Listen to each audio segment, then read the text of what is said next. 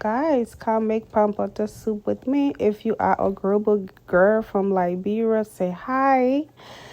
So this palm butter, if you are making this canned palm butter, you have to screen it and screen it and screen it. And as you can see, I use boiled water. I boiled this water and added it on it.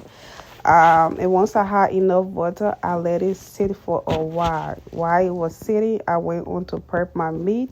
And the reason why you have to sift this so much is because it does have these fine grains that I believe they are from the palm nut itself. And also because they have to package this in a can, they make sure to leave all of the butter for us. So it was not fully screened. So you do have to go ahead and screen it. If you don't, when you are eating your food, it's going to taste like you are chewing on sand. And you don't want that. It's not actually sand. It's just those very fine grains from the palm nut that are that are still in there. So you want to make sure to sift it multiple times, and that's what I did over here. And while I was sifting this, going through the whole process, as I was prepping my meat, the whole entire time my meat was cooking, I was still screening this. I was screening it and then let it sit. Because I want all of the fine grains to sit at the bottom. It always does. It will sit at the bottom, and so when you are pouring out your butter, you want to make sure you don't just put everything in. You want to make sure that you leave the bottom part with a little bit of liquid in it, so that you can get some of those fine grains out of this soup. So you definitely have to pay attention to that. And that's just the main thing that I wanted to show you in this video. You see this very part right there. We added some hot water. My screener mesh is very fine, and so it's a really difficult process, um, especially because you have to add water just to get it to screen. But you also do want to be very careful so as not to add too much water and end up with palm butter pepper soup.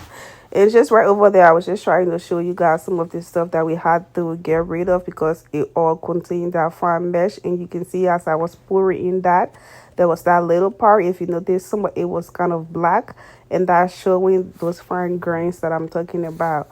So you want to sift it really well. And then I went in to season my palm butter, added bay leaves, and just all of the seasonings that I love. I went and added them. And so that's how I ended up making this big pot of palm butter. I've never actually made this much palm butter. Normally I do like 2 cans or 1 can. But this time around, I did 4 cans, because I really wanted to enjoy this soup. Most of the time when I make palm butter, I only get to eat a little bit. But I wanted to enjoy it for the week, I and my family. And so I ended up making 4 cans of this.